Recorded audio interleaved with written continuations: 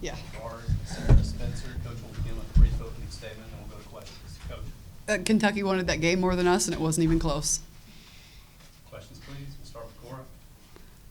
Kim, it just felt like the whole game, there wasn't a sense that there was a comeback in you guys. Just what did you kind of see from your team tonight, and why that wasn't the case like it has been in the past? Yeah, I think tonight when our shot wasn't falling, we weren't able to get stops. We weren't necessarily even really trying at times to get stops. I thought we showed a little more quit than we normally do. Coach, obviously you've faced Georgia Amor before, but can you talk about preparing for her and what kind of player you see her as? Yeah, she's a special player. She makes everyone on our team better, and that's rare. And she is able to score, but she's also able to just create shots for other people.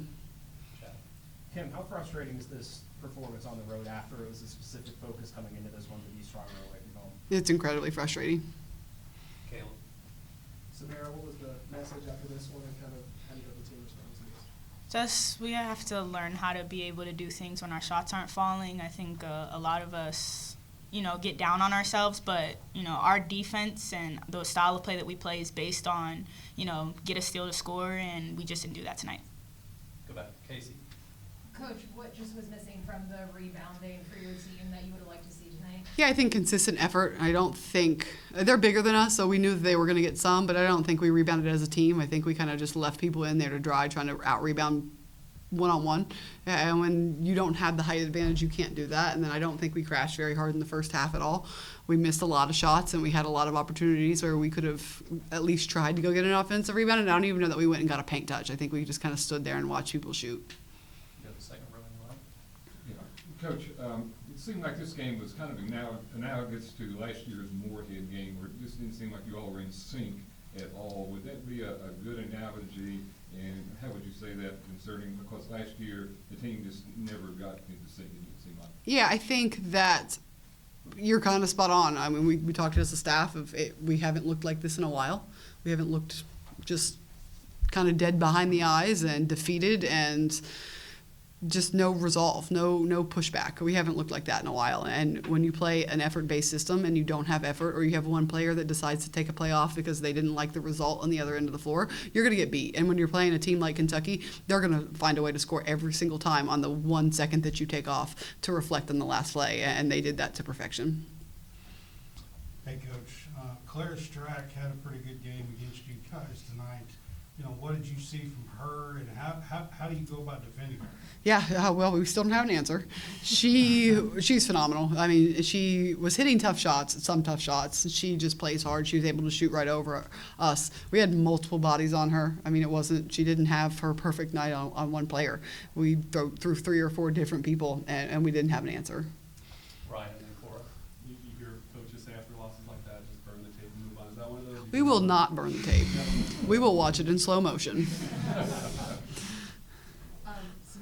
Kim was just talking about, just wasn't that same resolve you guys have had in the past? How did it feel on the court? Was there anything that stuck out to you about why you guys just couldn't find that in you tonight? It didn't seem to me from my personal view that we were connected, and it's kind of hard to uplift somebody when they're down on themselves because you're your biggest critic, and I feel like that was just what it was tonight. A lot of people were their biggest critics, and no matter what anybody said to them, they just couldn't turn it around. Paige. 9 points in the first quarter is just the second time in conference play you've had single digits in a quarter. Do you think that slow or flat start really snowballed the rest of the way? I do. I think, again, the 9 points wouldn't have been so terrible if we were getting stops on the back end. But we just weren't. I mean, they were just scoring at will off of our bad shots or our turnovers. Casey. Coach, anything that disappointed you mentality-wise when the team got down over 20 and then over 30 eventually? Yeah, I don't know what the score was. The scoreboard from our point of view stopped working at some point. But I think we had some long faces at the end of the first and the beginning of the second, and I don't think we were able to recover. Jack and then Caleb. Samara, as a guard who tries to get involved in rebounding, how challenging did you find that tonight playing against Kentucky's height? Honestly, I've had a couple games recently where I've gotten 10 rebounds, but it's honestly hard to go against such big people because they're very good at keeping the ball high.